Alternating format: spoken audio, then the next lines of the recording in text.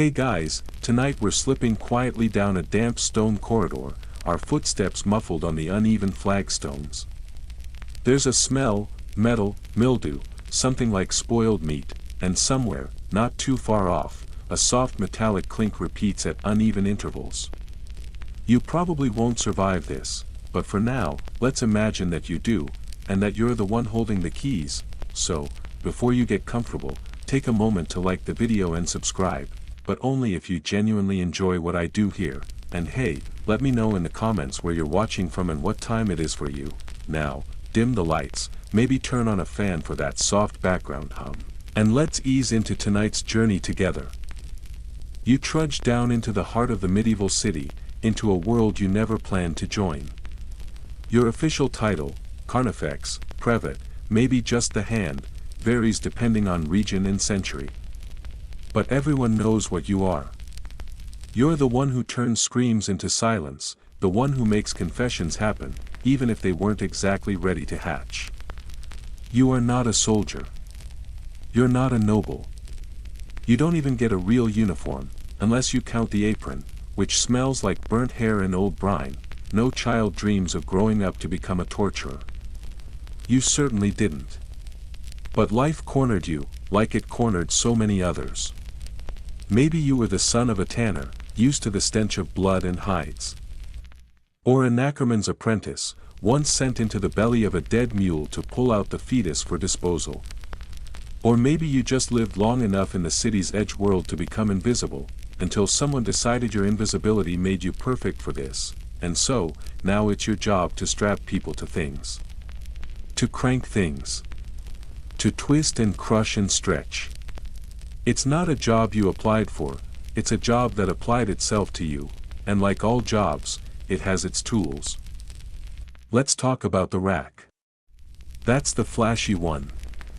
Long wooden frame, a roller at each end, ropes wound tightly around wrists and ankles.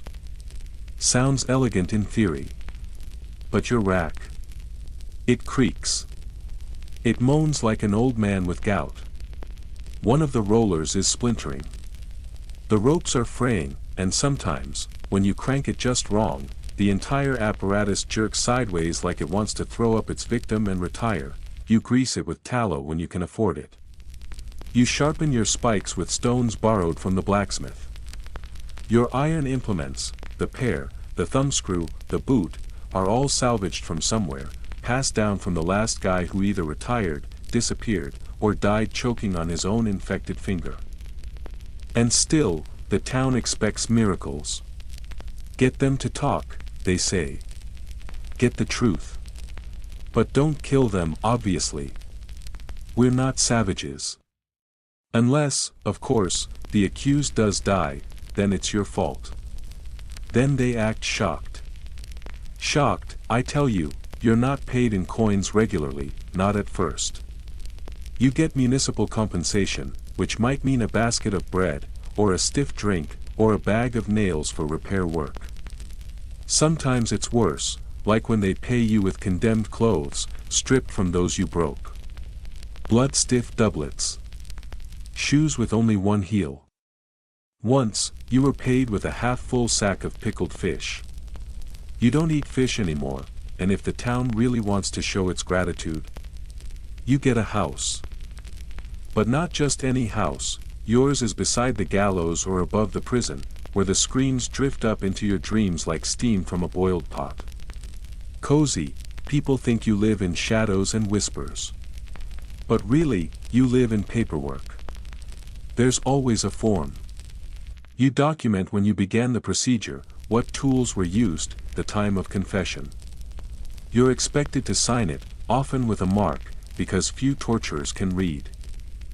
Which is ironic, considering how many scrolls pass through your hands, ordering you to just apply enough pain to be persuasive, but not enough to be permanent. Right. Like you can control that with a crank and a winch. Here's a fringe tidbit. In some towns, like certain pockets of the Germanic states, the torturer had to be officially unclean.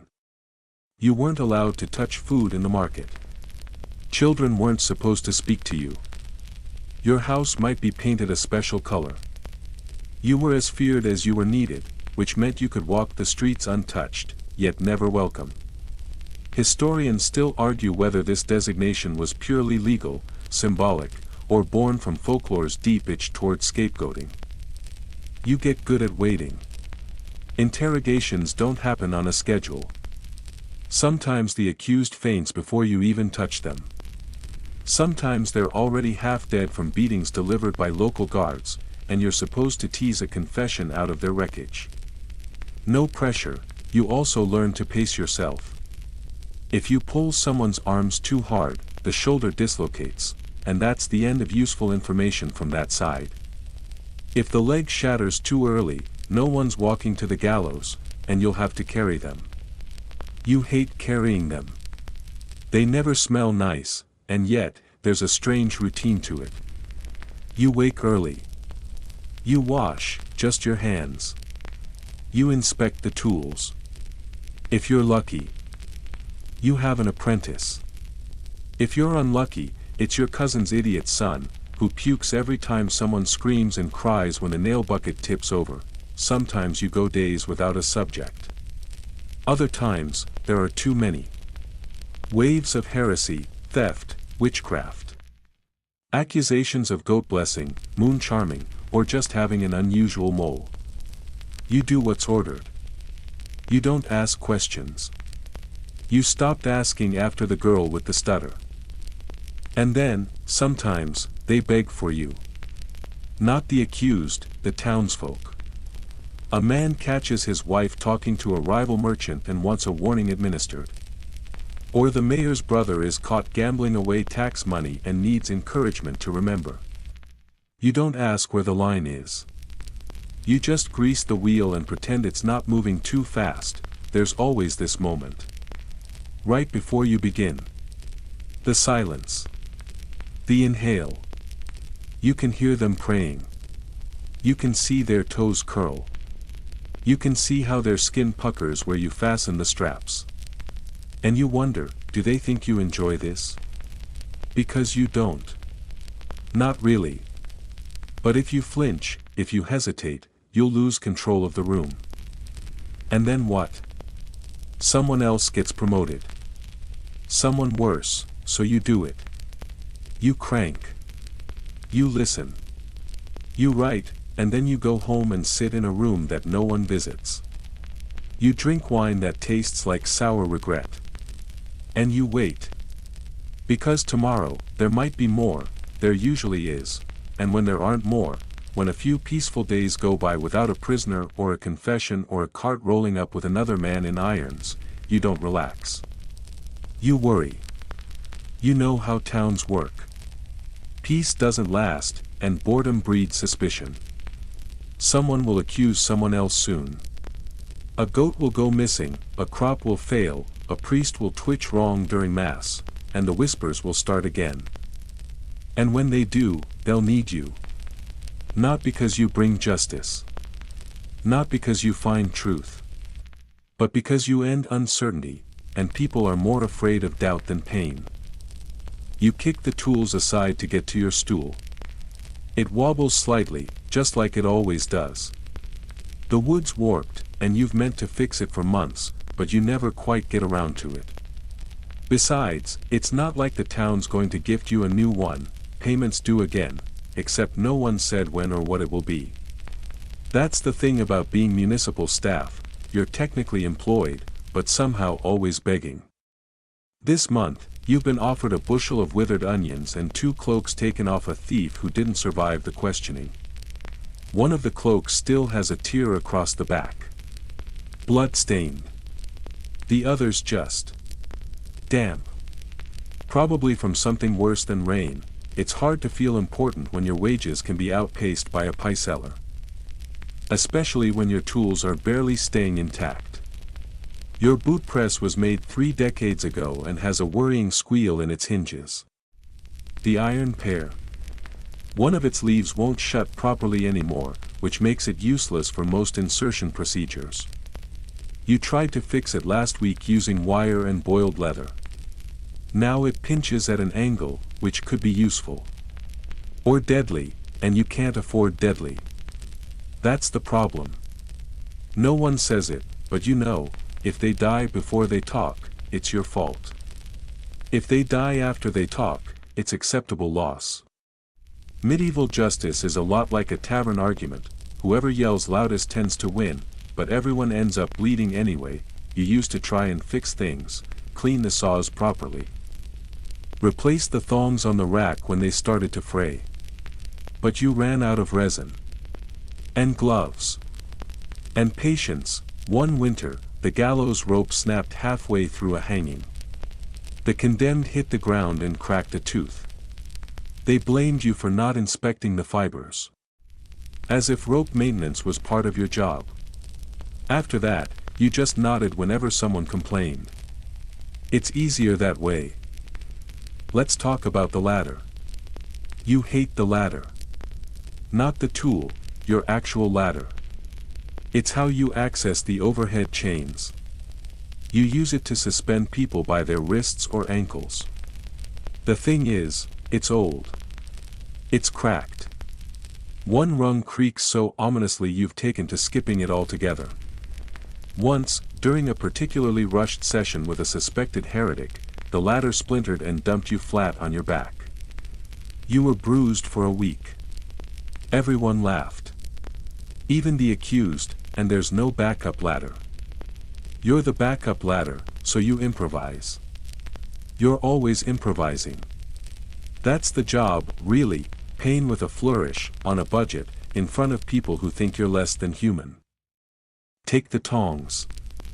You're supposed to have two sets, heated and unheated.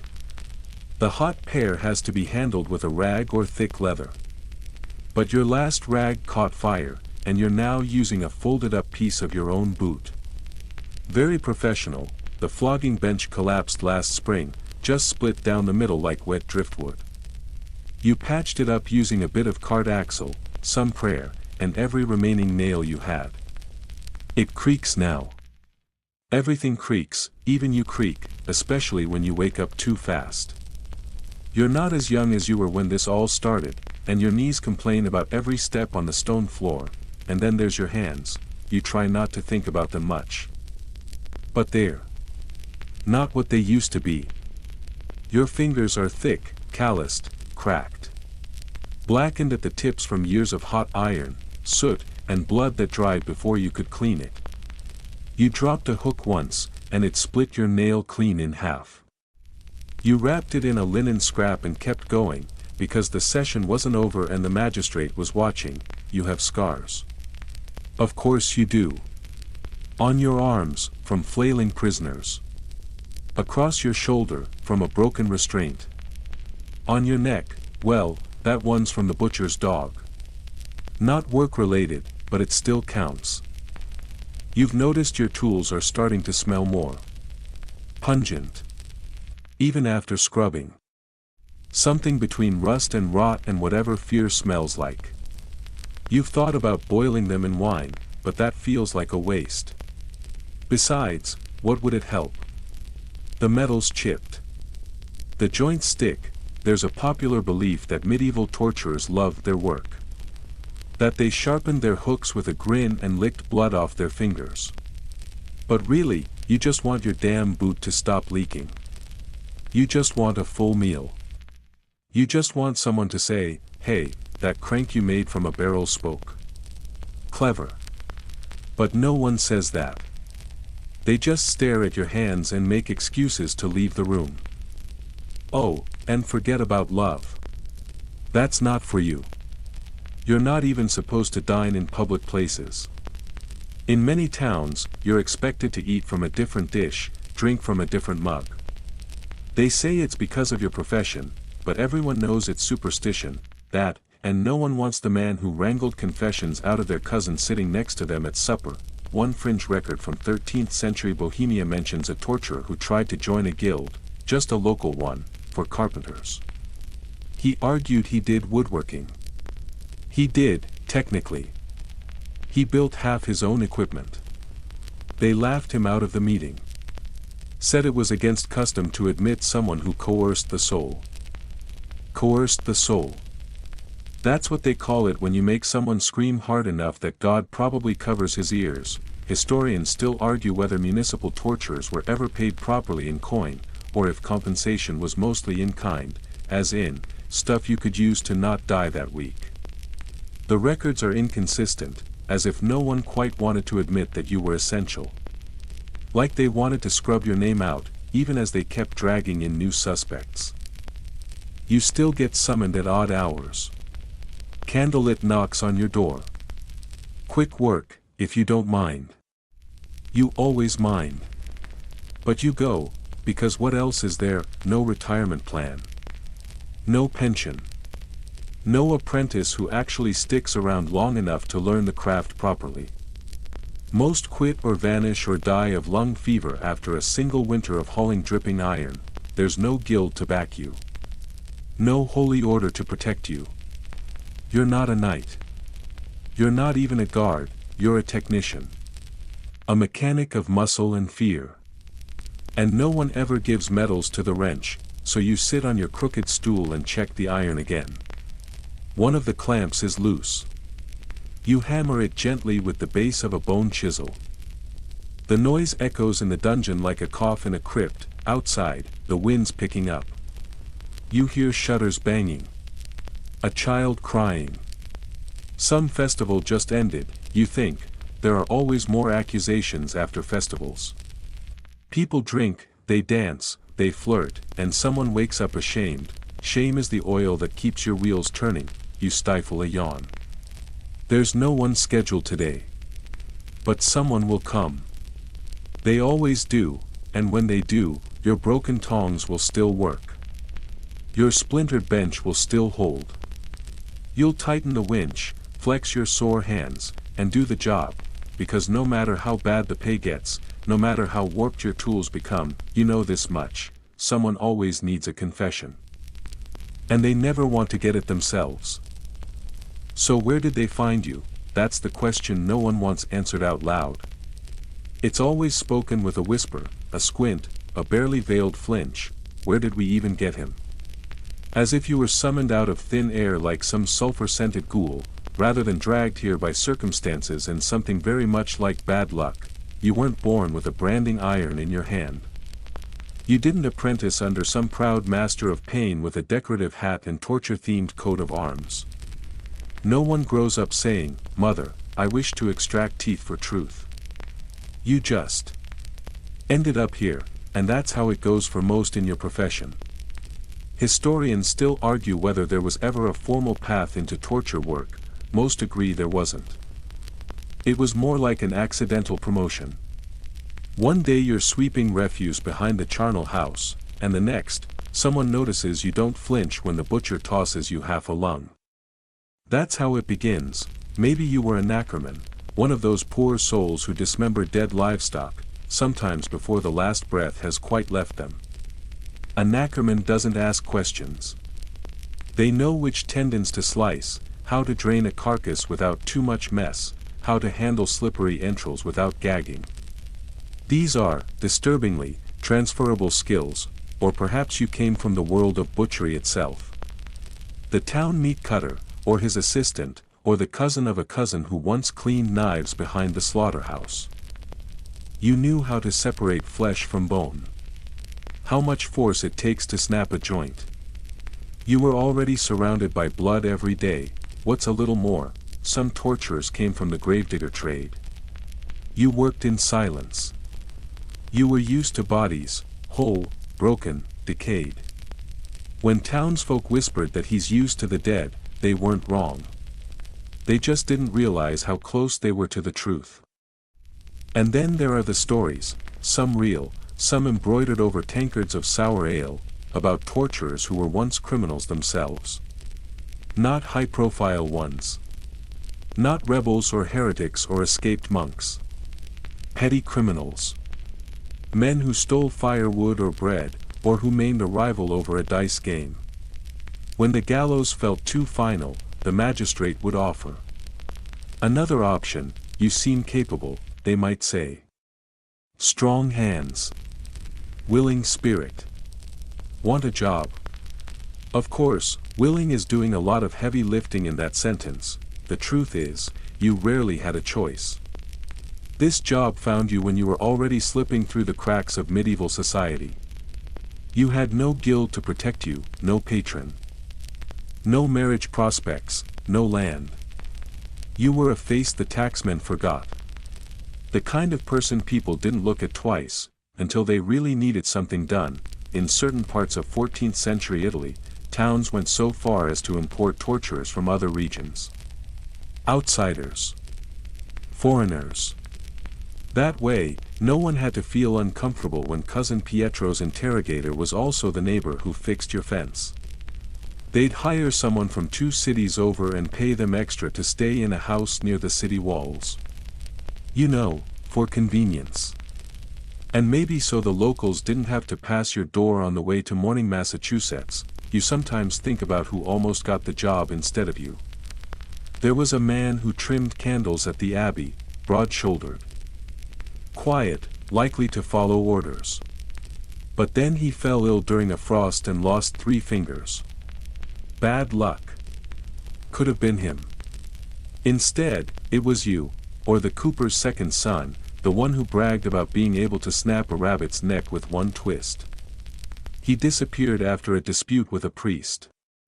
His body turned up in a well, and suddenly the town needed someone new.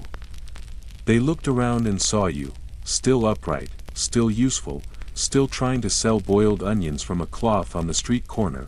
Congratulations. It never starts big. They don't hand you the rack on day 1 and say, go wild. No, it's always something small at first. Hold this rope. Clean this iron. Stir the coals.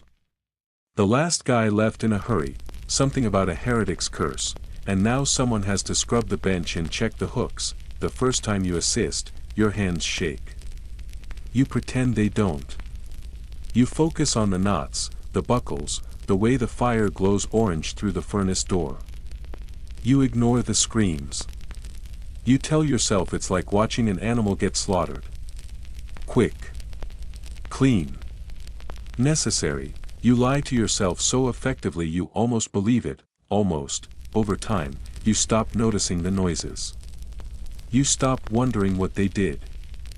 You stop thinking about whether they did anything at all. That's not your role. You're not a judge, and certainly not a priest. Your job is to deliver answers. What kind? Well, that depends on who's asking. Here's a strange little detail. In some Eastern European towns, prospective torturers were tested with a pig carcass. You had to demonstrate restraint, not just brute force. See how long you could simulate agony without tearing the flesh, how many ways you could stretch the limbs without permanent damage. Torture as finesse. Pain as performance art. You passed, obviously. Or maybe they skipped the pig entirely and just gave you a name, a face, and a pair of iron tongs. Do your best. They said. You did, and the town moved on. You learned fast, because you had to. Because failure meant exile, or worse, being mistaken for someone too comfortable with pain. It's a delicate balance. You had to become good enough at hurting people that you got results, but not so good they started to fear you. Not openly, at least. It's why you keep your voice quiet, your movements efficient, your tools tucked neatly away when not in use. You're not a monster, you remind them, just a tool.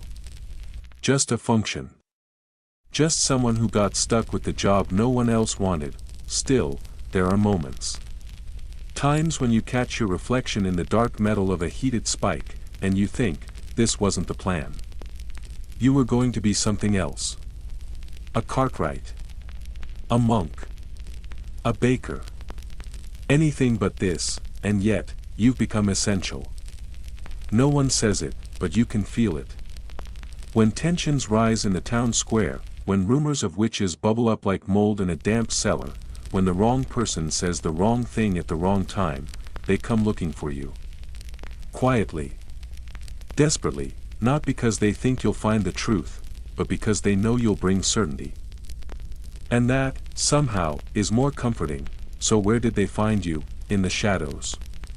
In the refuse heap of society. In the quiet places where people go when they've run out of options, and now you live in those shadows. Not by choice, but by inertia. You didn't choose the job, but the job, it chose you. The worst part isn't the blood. It isn't the screaming. It's not even the nights when your hands won't stop trembling, long after the dungeon has gone quiet and the heat of the iron has cooled to ash. No, the worst part is the neighbors. Your neighbors hate you. They don't say it out loud, of course. Most wouldn't dare. But you see it in the way doors close when you pass. In the way children are pulled sharply to the side by their mothers, as if your shadow might stain them. In the way someone always seems to be crossing themselves just as you walk by. You're not exactly shunned, but you're not welcome either. You live in a very particular kind of silence. It's not that people won't speak to you, they'll greet you. Nod, maybe even offer a thin smile. But no one ever lingers.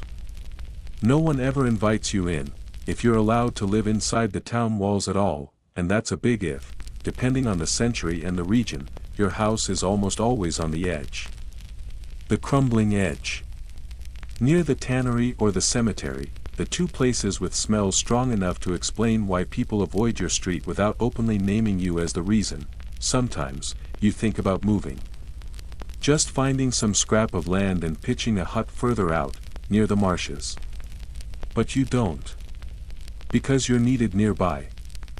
And because being forgotten out there would be worse. Instead, you live like a ghost. You shop at odd hours. When the market's nearly empty. You wait for the bread cart to roll away before picking over the last bits. The baker's wife won't meet your eyes. The butcher gives you cuts from the back rack, tough, gray, and stringy. He calls it end meat, like that makes it sound generous. Once, you tried to attend a saint's feast. You even wore your least stained tunic and combed your hair with pine oil. But as soon as you entered the square, a space opened up around you like a puddle spreading in dust. People edged away, their laughter dimmed, and suddenly the priest's voice seemed louder, too loud, as if aimed at you. You left before the dancing started, you never went back. Some torturers were legally required to live alone. In 14th century Zurich, for example, the city executioner had to live in what was basically a modified shed just outside the walls. He was allowed to shop inside, but only before sunrise. He was also banned from taverns and religious gatherings. If he wanted company, he had to pay for it. You're not quite that restricted here, but the effect is the same. People avoid you instinctively, like you carry a smell they can't name, and yet, here's the twisted part, they also come to you, they knock on your door late at night. Sometimes drunk, sometimes crying, always ashamed. I need help, they whisper. I need something done. Discreetly. They don't say the words outright, but you know what they want. A threat delivered. A secret extracted.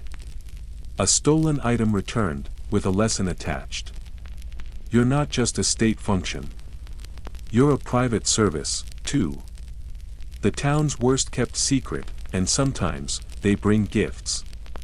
Not money, no one wants to be seen paying you. But a roasted bird wrapped in linen. A bolt of cloth that didn't sell at market. A bottle of wine from the harvest before last, though it tastes more like vinegar. Payment and apology, you keep these offerings. You don't ask questions. It's part of the unspoken agreement. They pretend you're a monster. You pretend they're not. Still, there are limits. When you walk past the apothecary's stall, the jars rattle slightly as the old woman turns away. She doesn't speak to you. Not since you treated that magistrate's niece with boiled wormwood compresses, your own invention. The girl's fever broke, but her skin blistered, and now the apothecary calls you a back-alley demon doctor. You'd laugh, if it didn't sting so much. The children are the worst. They don't know better, so they're honest. They point. They whisper. That's him, they say. The puller. Or worse, the bone man. You've heard worse names, of course. But something about hearing it in a child's voice makes it burn differently. One boy once followed you for a block, throwing pebbles at your boots and yelling, "Tell me how screaming sounds." His father didn't stop him. Just watched with his arms crossed. You didn't say a word. You just turned and stared. The boy ran. The father didn't, and of course, no one brings food when you're sick. No one comes to check. If you die in your home, you'll be discovered by smell. Not by worry. And your replacement will be found with the same method you were, someone capable. Disposable. Invisible, you try to keep a low profile. You don't speak during trials. You don't testify. You're just there. A presence.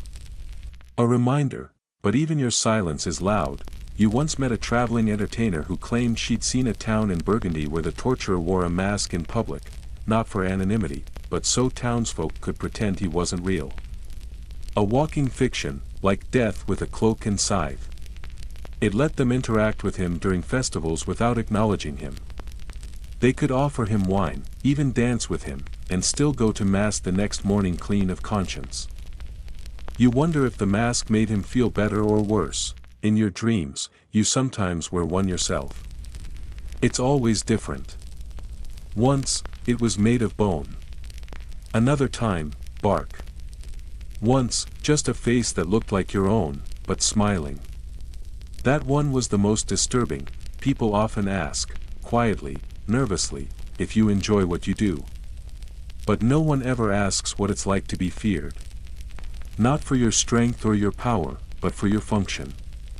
As if you're not a person at all, just the physical manifestation of the town's worst instincts, and what makes it worse. Sometimes you agree with them, because fear works. Fear keeps people obedient. Fear maintains order. And without people like you, unwanted, uninvited, but present, things fall apart. You are the itch beneath the skin of the town's peace. The pressure behind its stability. And they hate you for it, but they also need you. That contradiction is what sustains you. Not pride. Not satisfaction. Just necessity. You are the stranger in the crowd who never smiles. The reason people double-check their confessions. The whisper that keeps young men from stealing, and old men from speaking carelessly. You are the shadow on the square, and shadows don't get dinner invitations. The air in the chamber is close, thick with soot and old breath. You light another tallow candle and set it down next to the writing board. Today isn't about pain, not yet, anyway. Today is about documentation. Parchment. Quills. Protocol. You're not just the bruiser in the dungeon. You're also the town's legal middleman. Because for all their public denial, all their posturing and pious scowls, the magistrates want everything written down. And that, unfortunately, includes everything you do, so here you are, scratching ink across a page made from goat skin, recording the precise moment someone moaned under pressure. Your handwriting is better than you'd like to admit. Neat, steady. Practiced. You sign with a mark, because officially you're not literate, but you've learned to read just enough to avoid embarrassing mistakes. You had to. No one's going to dictate for you while you're elbow deep in administrative agony. You've got a small shelf with your records. A stained wooden box filled with rough, rolled scrolls, each one tied with a bit of knotted twine. Each one a story. Each one a testimony. Confessions of witches, thieves, heretics, vagrants, and in one case, a man who claimed to be haunted by the devil's donkey. You didn't even need the rack for that one. Just raised your eyebrows. He talked for 3 hours. See, for torture to be legal, it has to follow a procedure. The church doesn't officially approve of torture. Neither does the crown. In fact, if you corner a bishop or a chancellor at dinner, they'll wax poetic about humane justice and redemptive suffering. But behind closed doors, they want results, and results come with receipts, which means you sit for hours each week, hunched over parchment, documenting things you'd rather forget. The time the prisoner screamed. The point at which they confessed. The tools used. The condition of their body before and after. You're required to note whether the confession was spontaneous or elicited. You always pick uncertain. It's safer, and then there's the declarations. Witnesses need to attest that the confession was genuine and not coerced. Which is hilarious, because that's exactly what coercion is. But if you have a priest or a clerk stand by the rack and nod solemnly, apparently that makes everything official. Sometimes, the paperwork feels more violent than the rack, especially when the pen stutters in your hand from the arthritis creeping into your knuckles. You've learned to keep multiple quills sharpened. You dip each one in the inkwell just so. The ink itself is made from oak gall and iron salts, sharp-smelling stuff that stains your fingers black. There's a whole ritual to it. It almost feels sacred, almost. You pause now and then to warm your hands by the brazier. The same one you use to heat the irons. You keep your inkstone on a shelf just above it, so the cold doesn't crack it in winter. That happened once. Spilled black across an entire confession. Had to redo it from memory. The magistrate was not pleased. There's something grotesquely bureaucratic about it all. Pain has to be measured, justified, categorized. The human body becomes a form to fill out, one section for screams, one for swelling, one for results, and if you forget to sign the bottom, the whole thing is void. There are days, quiet days, when you spend more time writing about torture than actually performing it. But those are rare. Usually, the two blend together in a miserable rhythm. The worst are the special sessions, when someone important is involved, someone whose confession must be airtight. You're required to file a preparatory declaration. That means listing your tools in advance, submitting your plan, and getting it approved by at least 2 council members. As if you're proposing a theatrical performance, I will begin with the straps, move on to the boot, and conclude with the heated tongs. Estimated time, 90 minutes. It's absurd. But it's the only way they can sleep at night. They don't mind that you stretched a man's legs until his joints popped, they just want to be able to say they approved of it beforehand. Due process, they call it. You call it paper-thin dignity. The irony is that you're often the only person in the room who understands how fragile all of this is. One wrong twist of the thumbscrew, one misaligned brand, one broken rib, and it's over. The prisoner dies before they talk. The magistrate gets nervous. The church starts sniffing around. Suddenly there's an inquiry, and you're filling out a different sort of form. You've kept a few of those too. There's a folder you hide behind a false panel in your writing box. Accidents. Deaths, silent failures. Names that never made it to trial. People who just expired. Sometimes you read them when the dungeon is quiet. Not because you want to. Just to remind yourself, because memory fades, and the smell of ink is strangely soothing. Some towns tried to formalize torture so thoroughly it became a kind of ritual. In 15th century France, the ordonnance dictated not just which tools could be used, but how many times. 3 turns of the rack. 5 strokes of the lash. Anything more required special permission. You had to stick to the script. No improvisation. Of course, improvisation always happens. Because people aren't machines. Some scream too soon. Some not at all. Some faint after the first touch, others endure everything with eerie silence, and you're expected to adjust, and then write about it. That time the merchant confessed before you even lit the brazier. You still had to record it as a moderate application of pressure. Otherwise, they'd assume you didn't try hard enough. The church needs to know that sin was squeezed out, not simply volunteered, which means even mercy has to be rewritten as violence, and then there's the sealing. Each confession scroll is wrapped in cloth, red if the trial's over, black if the accused is still alive.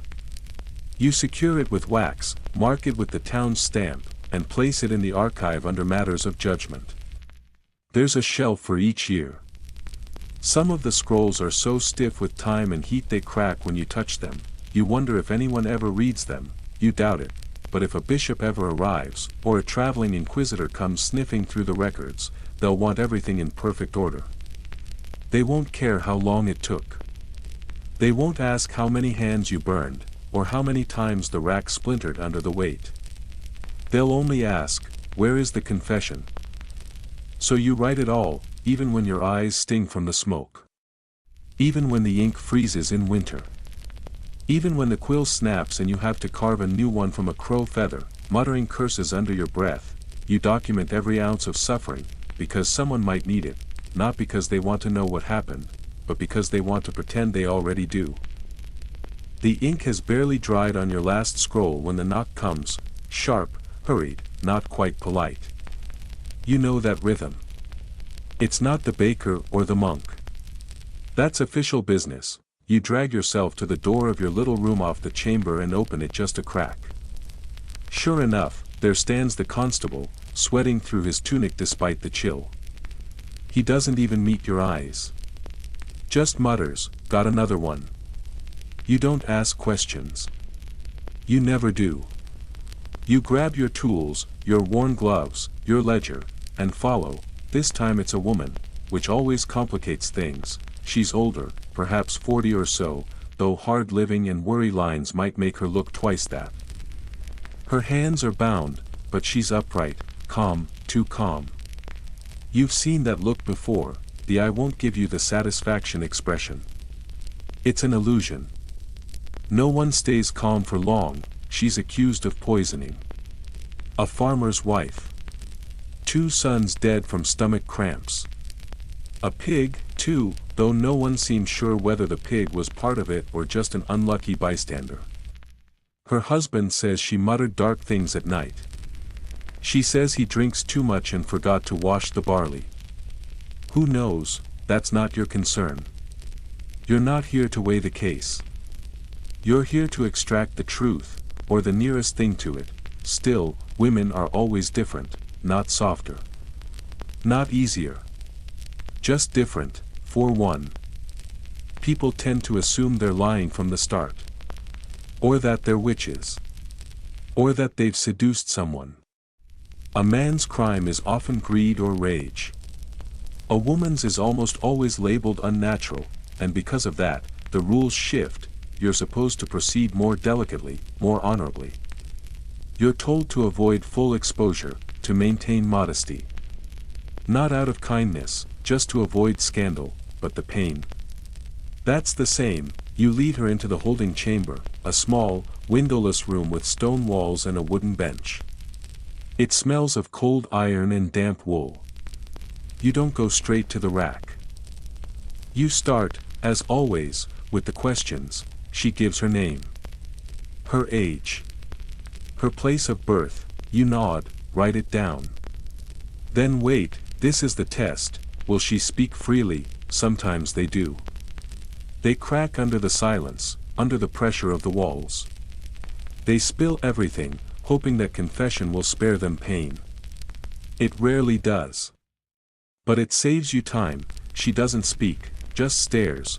You sigh and begin the process. First, the chair. It's not for pain, not yet. It's for posture. She's strapped in, wrists bound behind the wood, ankles looped to the legs. The chair creaks softly when she shifts. You ask again about the barley. About the boys. About the pig. She says nothing. This is where many torturers go wrong. They jump too fast. They think more pain equals faster answers. But you know better. You wait, you bring out the pincers, not heated. Just cold, iron, blunt. You place them on the table where she can see them. The thread is part of the process. Sometimes it's enough, not this time. Historians still argue whether women were tortured more often than men, or whether their confessions were simply more useful. After all, a woman's confession could bring down an entire household. She always knew secrets, they said. Herbal remedies, old spells, what her husband whispered in bed. In your experience, it's not about gender, it's about expectation. They expect her to break. And so you're expected to make her. You move on to the strappado. She hesitates when you explain it. Her lips part slightly, a tiny intake of breath, quickly masked. You almost admire it. But it won't help. You loop her wrists behind her back, tie the cord, and hoist her slowly. The pulley creaks. Her body lifts, feet dangling an inch off the floor. The shoulders stretch, joints groan. She bites her tongue. You ask again. This time, she speaks. Short answers, clipped. I cooked the porridge. I swept the room. I did not poison them. Over and over. You lower her. Let her rest, then repeat. By the third round, the shoulders begin to dislocate. Not fully. You're careful. A dislocation ends the session, too risky. You need her to talk, not collapse. She screams once. Then clams up again, so you bring out the boot, not the wooden vise, the iron one. Slipper-shaped, lined with metal wedges. Her foot slides in. You tighten the clamps. Each twist squeezes the flesh, the bones, the tendons. It's not a dramatic pain. It's a creeping one. The kind that turns nails black and breaks the body from the toes upward. She cries, but still won't confess. You find yourself wondering why. Is she innocent? Is she afraid of who the confession might implicate? Or is she just stubborn? Does it matter? You glance at the clerk in the corner. He nods. He's there to confirm authenticity. You could twist the boot until her toes crumble and it would still be humane, as long as he nods. Funny how a nod can absolve you of so much. Eventually, she says something, not a confession. Not quite. Just a story. She saw her neighbor mixing strange powders. The pig wandered into the wrong barn. Her sons were sick long before they touched the stew. It's not what they want to hear, but it's something. You pause the session. Let the clerk decide. He frowns, shrugs, writes. Inconclusive. You'll be back here tomorrow. That night, you wash your hands more thoroughly than usual. Not because of the blood, there wasn't much. But because of the hesitation. Something about her made you slow down. Not pity. Just fatigue, maybe. Or the realization that no matter how many times you turn the boot, the truth might still be out of reach. You stare at the iron instruments lined on your wall. They don't look like monsters. They look like tools. And that's what they are, aren't they? Tools in a system so tangled in fear and theology that pain has become a kind of paperwork. You're the pen. She's the parchment. And the bruise is the signature. You wonder sometimes what the townsfolk would say if they saw this. Not the loud moments, the screams and flailing, but the quiet ones. The moments when someone almost breaks. When you sit and wait. When you press a thumb against a pulse and think, how much more? They wouldn't understand, they don't want to, they want results. An answer. A name. A reason their bread turned sour or their cow miscarried. And if a confession helps them sleep, they'll bless it, even if it was pulled from a woman with a crushed foot and dislocated arms. You close your writing box, seal the ink, and blow out the candle. Tomorrow, you'll try again, not because it's right. But because it's written down, and outside, just beyond these thick stone walls, the town moves on. Chickens squabble, looms clatter, bells toll. Children play in the mud with no idea what's happening down here. Their mothers will whisper warnings to them later. Don't stray too far, don't talk back, don't gather herbs alone. Not because of wolves or ghosts or highwaymen, but because of the likes of her, not you, of course. You never get named in the stories. You're the shadow in the corner, the unspoken part of the warning. The one they need, but never want to see, and that silence. That's your legacy. Some days, it isn't a person they bring you. It's a box, small, iron-clasped, suspiciously heavy. You're summoned not to interrogate a body, but to interpret a mystery. We found this under the floorboards, they tell you, or the tanner's apprentice said she saw smoke without fire. As though that's enough to drag you from your one decent meal, you open the box. Inside, a bundle of dried herbs, a doll stitched from rags, a strip of parchment with smudged Latin, and a chicken's foot. That's it. You sigh, because you already know where this is going. You've seen this play out before. It's not just a strange box. It's proof, or so they believe. Proof of witchcraft. Maleficium. Diabolical interference. Or just a reason to blame the milkmaid for a cow's stillbirth. The villagers nod solemnly. We thought it best to call you, they say, like you're some kind of cursed priest. As if you can smell guilt on objects. You can't, of course. What you can do is predict exactly how fast this will escalate. You ask the usual: who found it, who buried it, who benefits? The answers form a triangle, as they often do. One neighbor feuding with another, or a widow who said the wrong thing at the well.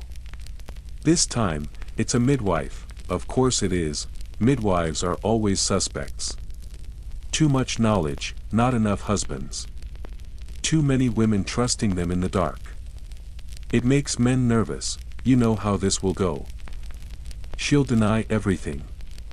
She'll explain that the herbs are for fevers, the doll a child's toy, the chicken's foot a ridiculous leftover. You'll nod. You'll write it down. And then you'll be told, we'd feel better if you brought her in. Just to be sure. And just to be sure is where everything starts to rot. You go to her cottage yourself, boots sucking into damp ground, rain starting to needle through your hood. She opens the door halfway. Her face is tired, not frightened, resigned. That's worse. It means she's seen it before. Maybe helped someone through it. Maybe watched them dragged away. I won't fight you, she says, hands already out. You don't cuff her. Not yet. Back at the chamber, it's quieter than usual. No guards watching. No clerk scribbling yet. Just the two of you. She sits down without being told. You place the contents of the box between you. They think I cursed the tanner's child, she says. You don't answer. Not directly. You just ask, why do they think that? She shrugs. He's sickly. Doesn't sleep. Cries at nothing. They think that means I stole his breath. You nod. You've heard that one before. Night terrors. Obvious sign of demonic visitation. The conversation turns. She tells you about her work, herbs, poultices, the endless stream of women in labor. You've seen your share of bloody births and know it takes more courage than most priests. Still, courage won't protect her here. You begin the formal questioning. Her answers are clear, calm, rational. Which only makes it worse. They want panic, guilt, hysteria. Instead, she speaks like a schoolteacher. So you try a different route. Do you believe in spirits? You ask. I believe in women's pain, she replies. If that's the same thing, then yes. You try not to show emotion. You record her words. Eventually, the guards arrive. They take her away for the night, say the town council will decide next steps. You already know what that means. A public hearing, a parade of half-truths, and at least one person claiming they saw her turn into a hare. Historians still argue whether witch hunts were rooted more in misogyny or mass panic. You've lived enough of both to wonder if the difference matters. What you do know is that the tools don't change. Whether you're breaking a thief or branding a midwife, the questions stay the same. Who else do you know? What did you see? Who taught you? The midwife returns 2 days later. Not under questioning this time, but as a corpse. They say she died in her cell. Fell.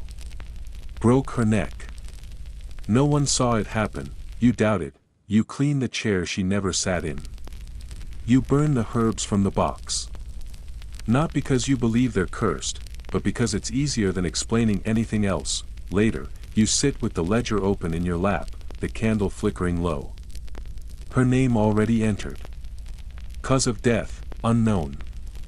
You hesitate, then add one more line beneath it, did not scream. There's no column for that, but it feels important. Sometimes, silence is the only weapon left. You sleep badly that night. Dream of crying infants and wooden dolls. Of doors that open by themselves. Not from guilt, those dreams ended years ago. This is something different.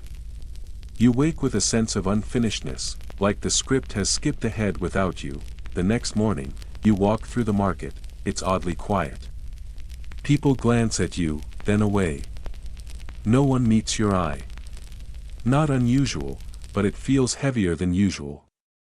As if her death took something from them, too. Or maybe it gave them what they wanted, a scapegoat, a mystery solved. A child runs past, and her mother yanks her back. Don't stare, she hisses, as though you're a statue with teeth. You wonder, not for the first time, if one day you'll be the one in the chair. Not because of crime. Just because people get tired of their own fear. You pass the well. There's a bundle tucked near its base. Flowers. Herbs. A doll, not hidden. Left. On purpose, an offering, a warning, or just grief. You don't touch it. You just keep walking. Back in your chamber, you sharpen your blades. Oil the pulley. Check the rope. Not out of necessity, but out of ritual. When the world doesn't make sense, routines are all you have. Still, you hesitate before locking the drawer that holds her file. Something nags at you. The way she sat. The way she didn't tremble. It wasn't bravery, not exactly. It was something more dangerous. It was certainty. She knew she wouldn't survive. Knew the trial was just theater. And she still met it with her eyes open. You try to tell yourself that doesn't matter. That your job isn't to weigh lives, only confessions. But as you light the next candle and wait for the constable's knock, you wonder, what happens when all the boxes are empty? What do they do when there's no one left to blame? What will they need from you then? Sometimes, the town just gets quiet. No new names. No broken locks. No anonymous notes slipped to the clergy. Days like that make you uneasy. It's not peace, it's pressure building. You take to small repairs. Rubbing down the iron cuff brackets, oiling hinges that never stop squealing. You replace a cracked stool leg with one from a splintered cartwheel. Work for your hands, not your head, but people always come back. This time it's the Reeve. He ducks under the arch with his hat in his hands, eyes heavy with reluctance. There's been another incident, he says, and that pause is all you need to know he's already picked the wrong word. You follow him up the lane to the far side of the fields. Past brambles and shrines to long-forgotten saints. To the carpenter's shed. It smells like sap and blood. A bad mix. The body is there, throat open sideways like a second mouth, stiff fingers still clutching a carving chisel. His apprentice found him, wailing about demons. It doesn't take a genius to guess what the townsfolk will say, witchcraft. Or worse, devils in plain clothes, a line they always use when they're too scared to admit they don't know anything. So now you're standing in a shed full of blood and the question is, does this fall to you? Strictly speaking, murder is for the bailiff and the constables. You're meant to break silence, not solve crimes. But when they think the devils had a hand in it, well, they come to you, because in their minds, you don't just pry bones, you pry truths. They pull in the apprentice, a pale reed of a boy who shakes like a flag in a storm. He swears he heard whispering before dawn, saw black feathers fall from the rafters. It was him, he says, he brought something in from the woods. You ask what? A statue. Carved it with his own hands.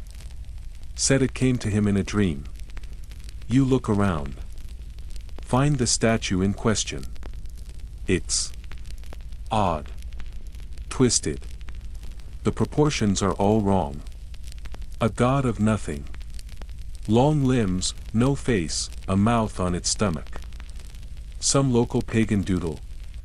A fevered mind's idea of art. Historians still argue whether these strange carvings in medieval Europe were remnants of old folk religions, or simply madness made visible.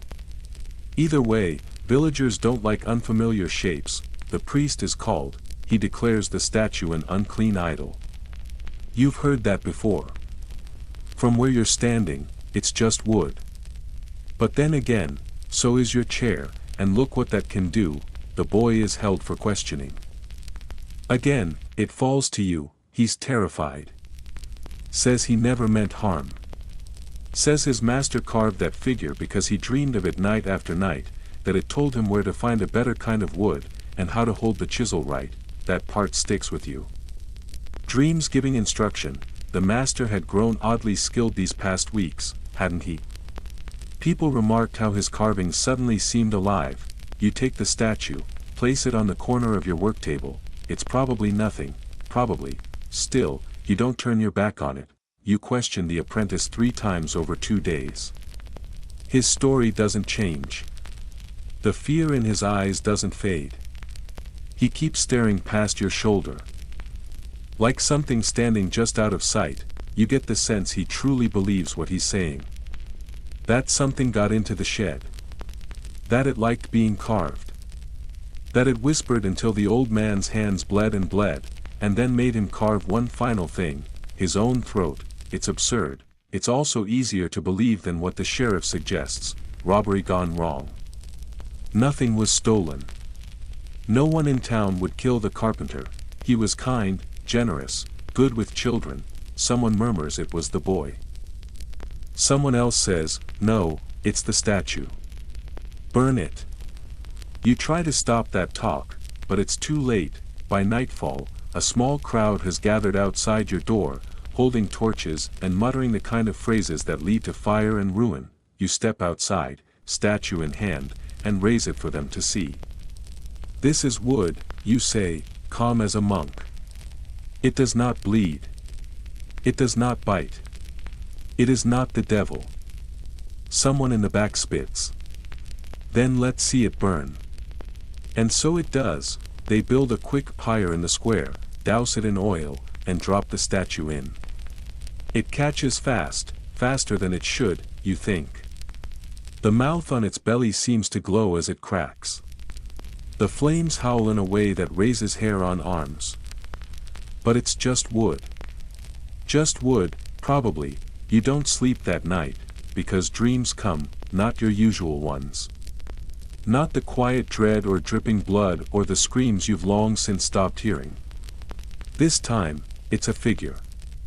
The same faceless shape, arms too long, belly mouth wide, it doesn't move. Just watches, and whispers, though there's no sound. You wake up with the smell of smoke in your hair and no fire anywhere nearby. The next morning, the apprentice is missing. Gone from his cell. Door locked, no signs of escape. Just an empty cot and a patch of scorched straw beneath it. No note.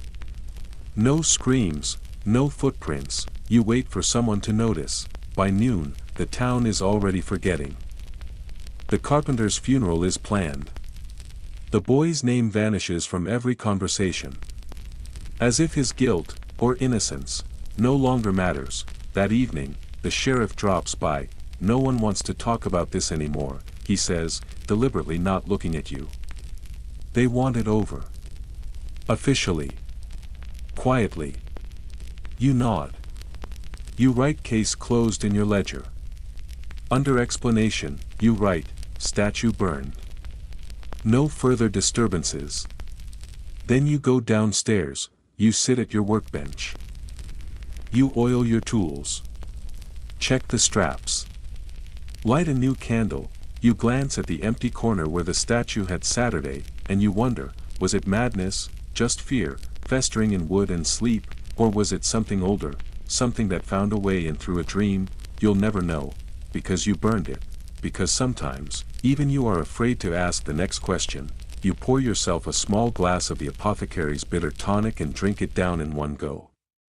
The liquid is sharp and root-heavy, with a taste that clings to the back of your throat like an old story. You used to take it when your hands trembled, they don't anymore, but tonight they just might, as you blow out the candle. Something creaks in the far room, just wood settling, probably.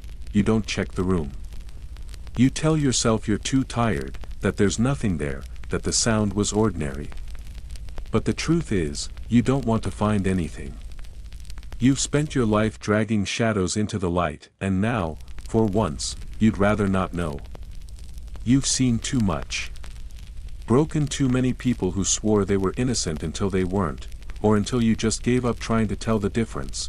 You lie down on the cot in the corner, its straw stuffing lumped to one side, and pull the coarse wool blanket over your chest. It's scratchy, thin, smells faintly of old leather. Comfort, of a sort, in the corner. A breeze lifts the edge of the ledger, fluttering its pages. They land open on the apprentice's entry. Blank space below it. You should close it.